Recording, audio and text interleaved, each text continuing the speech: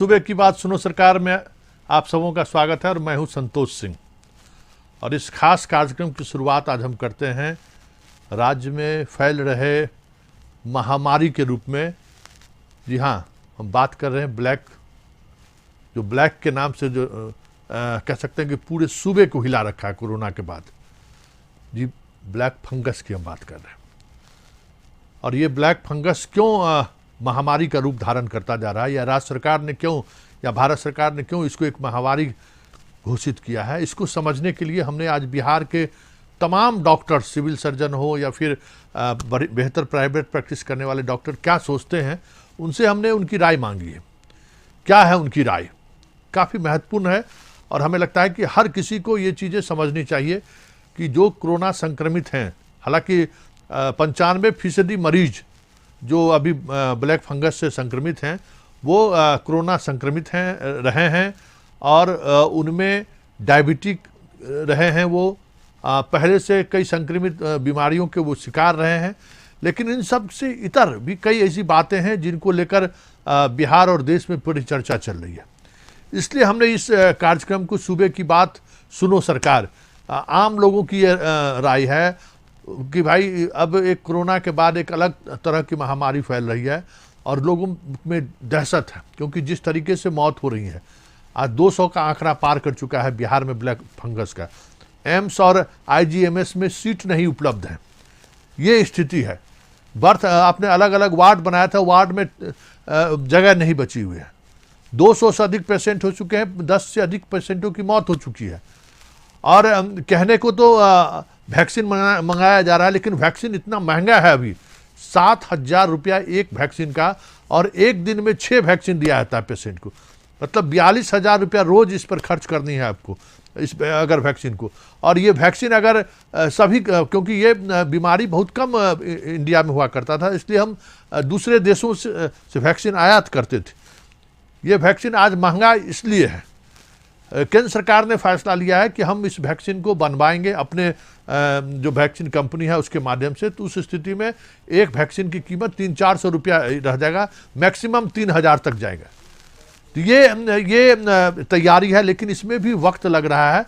जैसे जैसे समय बढ़ता जा रहा है, ब्लैक फंगस के बीमारियों के मरीज की संख्या बढ़ती जा रही है। एम्स के से जुड़े हुए डॉक्टर का कहना है कि ये बीमारी की वजह क्या है। जरा आप क्रोनोलॉजिकली आप समझिए, ग्राफिक्स के माध्यम से समझिए कि उसकी क्यों ये बीमारी हो रही है।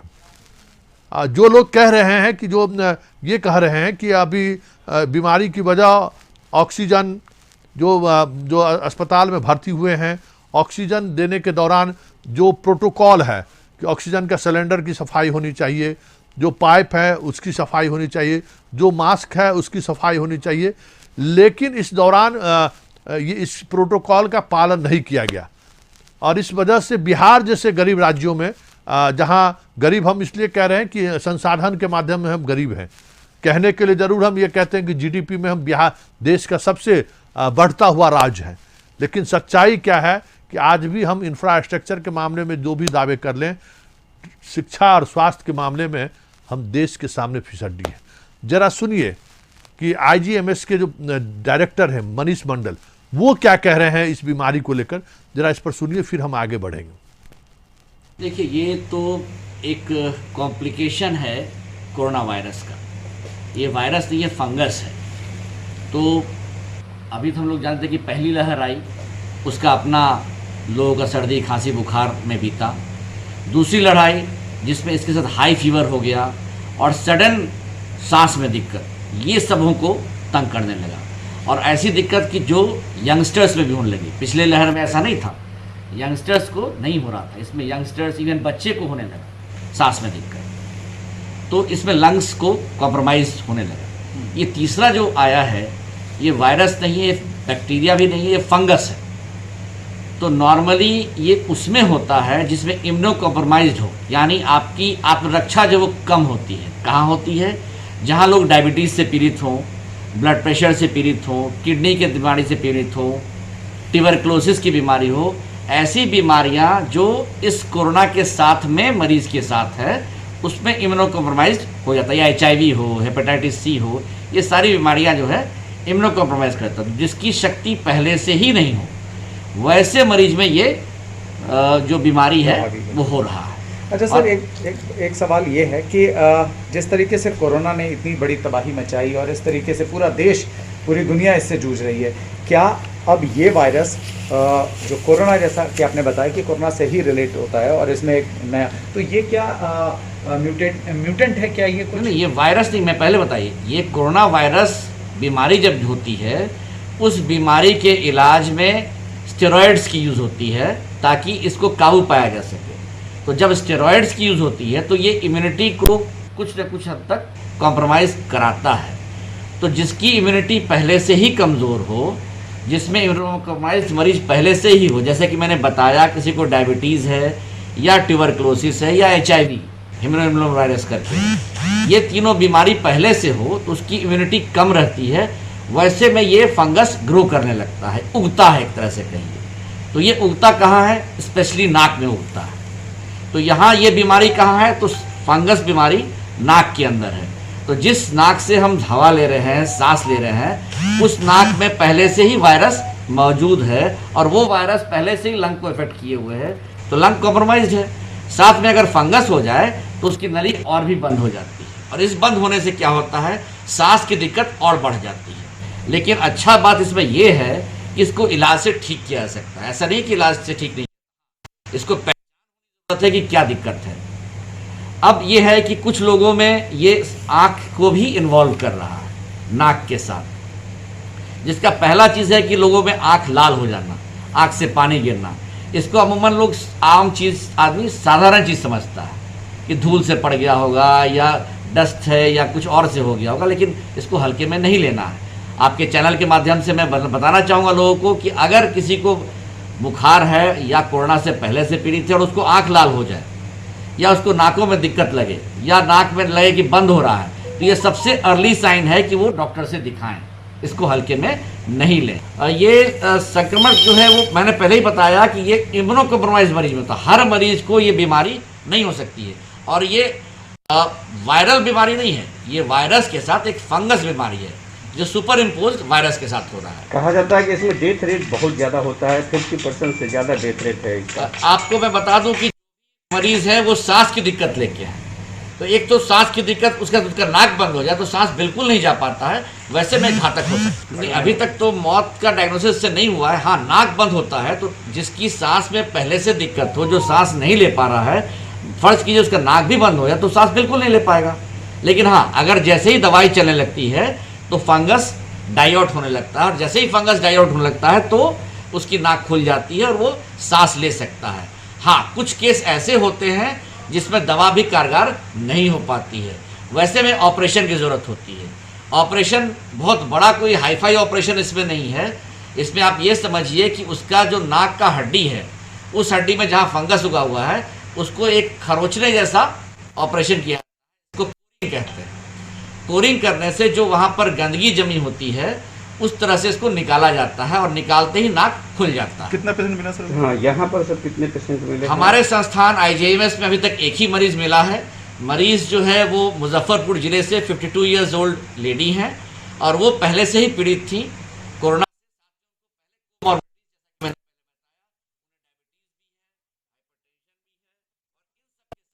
सबसे पहले उनका आँख संक्रमित हुआ, और आँख की दिक्कत के लिए वो हमारे संस्थान में आई थी। कोविड पॉजिटिव, डायबिटीज, हाइपरटेंशन और सेलुलाइटिस, और साथ में आँख का। तो आपने सुना कि मनीष मंडल क्या कह रहे हैं, जो एम्स के डायरेक्टर हैं। उन्होंने कहा कि ब्लैक फंगस में दो चीज़ें अर्लियर आपको महसूस होगा, जो भी मरीज जो हैं, एक तो सांस लेने में आपको परेशानी होगी, दूसरे आँख लाल होगा। और अगर शुरुआती दौर में अगर इसकी पहचान आपने कर ली तो फिर कोई परेशानी नहीं है, लेकिन अगर ये संक्रमण फैल गया, ये फंगस फैल गया, तो फिर बहुत मुश्किल है बचाना। लेकिन उन सवालों को मनीष मंडल टाल गए जिसको लेकर अस्पताल प्रबंधक कहीं न कहीं जिम्मेवार है कि ऑक्सीजन, इसमें 90% ऐसे ही मरीज ब्लैक फंगस से संक्रमित हुए हैं जिनका इलाज अस्पतालों में चला है कोरोना के काल के दौरान। और जिन्हें ऑक्सीजन की उपयोगिता महसूस हुई है, जिन पर ऑक्सीजन चढ़ाया गया है।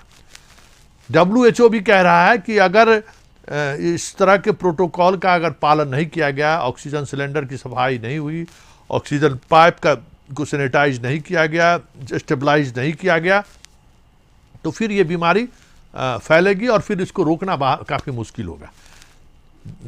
मनीष मंडल अपने अस्पतालों की उन कमजोरियों को स्वीकार करने से बचते रहे, लेकिन सच्चाई यही है कि बिहार में ब्लैक फंगस से जो भी मौत हो रही है या जो संक्रमित हो रहे हैं, उसके लिए चाहे प्राइवेट अस्पताल हो या सरकारी अस्पताल हो, उनके गैर जिम्मेदाराना रवैया की वजह से ही ये बीमारी बिहार में फैली है। चला देखते हैं और विशेषज्ञ डॉक्टरों के क्या क्या कहना है, जरा आप भी सुनिए। कोरोना काल में लोगों की मृत्यु तो हो ही रही है।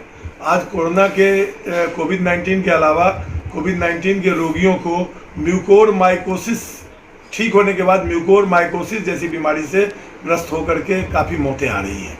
पूरे देश में हजारों की संख्या में म्यूकोरमाइकोसिस के मामले आए हैं। म्यूकोरमाइकोसिस कोई नई बीमारी नहीं है, ये पहले भी थी ये बीमारी, लेकिन कोरोना के चलते, जब दवाओं के चलते या अन्य कारणों से कोरोना के रोगियों को, जो डायबिटीज हो अथवा कैंसर के रोगी हों या इम्यूनो सप्रेसेंट ले रहे हों, वैसे रोगियों में फंगल ग्रोथ होने का चांस रहता है और ये इसके चलते बहुत ही ज़्यादा डैमेज होता है अगर ये म्यूकोरमाइकोसिस होता है तो। और ख़ास करके अगर इसकी पहचान अगर सही समय पर कर ली जाए तब तो कुछ चांस है ठीक हो जाने का। अगर नहीं पहचान होती है तो अंततः ये आदमी को नहीं भी अगर मृत्यु होगी तब भी आँख या चेहरे को या नुकसान करके ही जाएगा। तो ऐसे समय में हमें चाहिए कि म्यूकोरमाइकोसिस को हम लोग अर्ली लक्षणों को पकड़ें, जो कि अपने चेहरे को रोज आईने में देखें। जो लोग भी कोविड से ठीक हुए हैं, चेहरे पर कोई परिवर्तन, कोई रंग का परिवर्तन, कहीं छूने से दर्द या आँख आदि का स्वेलिंग या नाक से कभी खून आना या सर में दर्द, एक तरफ का दर्द, इस ढंग के अगर कोई सिम्टम्स दिखाई देते हैं तो हम लोगों को म्यूकोरमाइकोसिस शक करना चाहिए और तुरंत ENT सर्जन से कंसल्ट करना चाहिए। इसका बहुत ही अभी मुफीद इलाज संभव है। दवाइयाँ एम्फोटेरिसिन भी जो पहले कालाजार में भी यूज होती हैं अब उपलब्ध हो रही हैं और इनका इलाज संभव है और सर्जिकल ऑपरेशन भी साइंसेस का ज़रूरत पड़ सकता है। इसलिए समूह से मैं अपील करूँगा कि जो बीमारी इलाज करने लायक है उसके लक्षणों को पहचानें, घबराएं नहीं। और इसका IMS से जुड़े हुए हैं और सीनियर डॉक्टर हैं पटना के। दो सलाह इनका कि आप जो भी कोरोना पॉजिटिव संक्रमण से बाहर निकले हैं वो रोज़ाना अपना फेस आईने में देखें कि चेहरे पर तो कोई बदलाव नहीं हो रहा है, नाक से ब्लीडिंग तो नहीं हो रहा है, आँख में लाली तो नहीं आ रही है। ये लक्षण शुरुआती लक्षण है और जैसे ही आप शुरुआती लक्षण को आप समझ जाएंगे कि ये ब्लैक फंगस की ओर बढ़ रहा है तो ये बहुत ही साधारण इलाज है, लेकिन जितना विलंब होगा परेशानी बढ़ेगी। चलिए सुबह की बात सुनो सरकार इस विशेष कार्यक्रम को जारी रखते हैं, लेकिन पहले एक छोटा सा ब्रेक ले लेते हैं।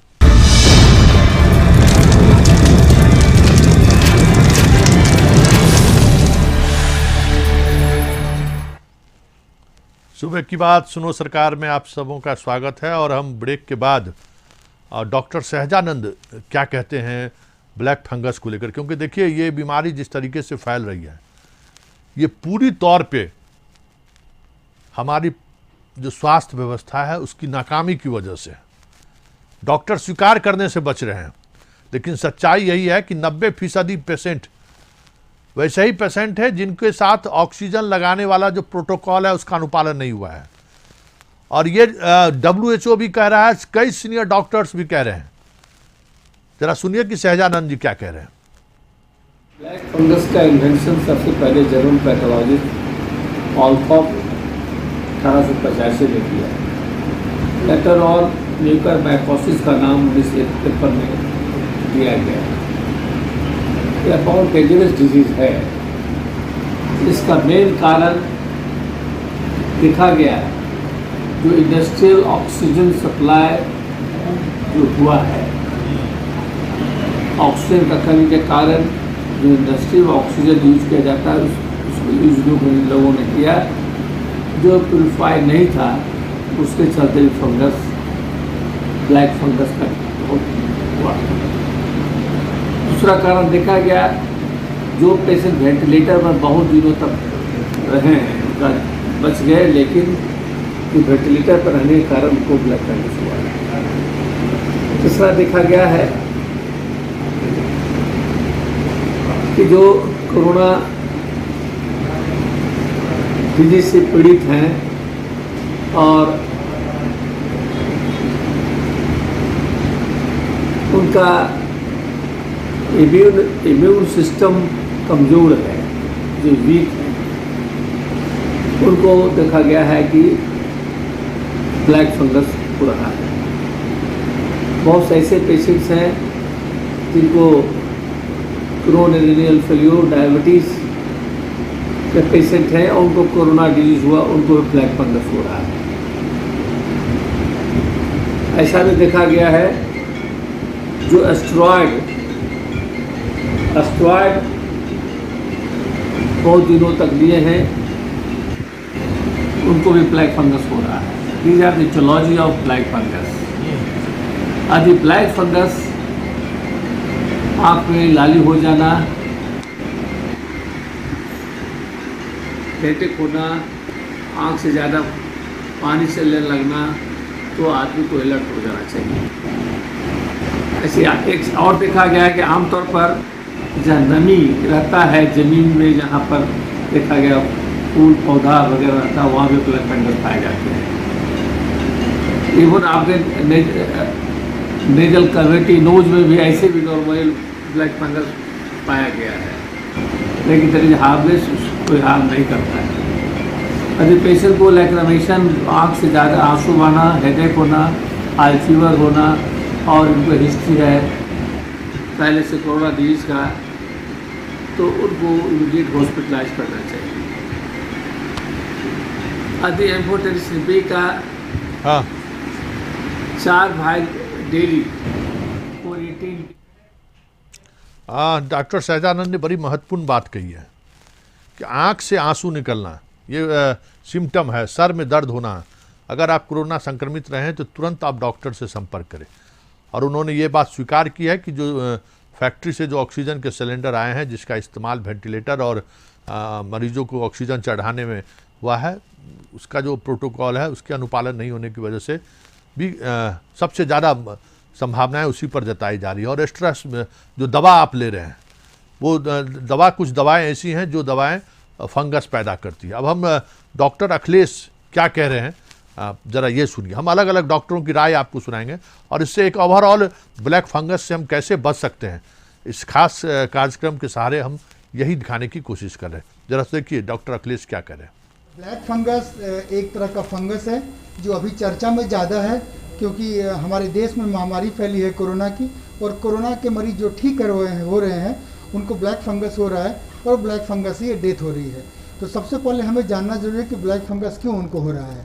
अभी कोरोना पिछले साल भी था और कोरोना इस साल भी था, लेकिन पिछले साल ब्लैक फंगस नहीं था, उससे डेथ लोगों की नहीं हो रही थी। उससे कई कारण हैं। पहला एक कारण हम बोल सकते हैं कि कोरोना के केसेस इस बार बहुत ज़्यादा हुए हैं, लोगों को अस्पताल में बेड नहीं मिले हैं, भीड़ बहुत ज़्यादा हो गई है और ज़्यादा लोग बीमार पड़े हैं। इन लोगों ने स्टेरॉइड बहुत हाई डोज में लिया है, या बहुत सारे लोग जिनको बेड नहीं मिला वो घर में रह गए और बिना डॉक्टरी सलाह के अपने से उन लोगों ने स्टेरॉइड लिया है, और स्टेरॉइड लिया है तो शुगर लेवल चेक नहीं किया। पहला ये कारण हो सकता है। दूसरा, पिछले साल हम लोगों ने मेडिकल ऑक्शन का यूज़ किया था, इस बार मेडिकल ऑक्शन की कमी हो गई तो सरकार के आदेश से इंडस्ट्रियल ऑक्शन को यूज़ किया गया। इंडस्ट्रियल ऑक्शन में ऑक्शन मात्र 92% होता है, जो कि पूरा प्योर ऑक्शन नहीं है। मेडिकल ऑक्शन हमारा प्योर ऑक्शन था, उसमें 98% ऑक्शन होता है, वो ज़्यादा शुद्ध होता है। तो एक कारण ये भी हो सकता है कि इंडस्ट्रियल ऑक्शन जो कि ज़्यादा इनप्योर है उसको हम लोगों ने यूज़ किया।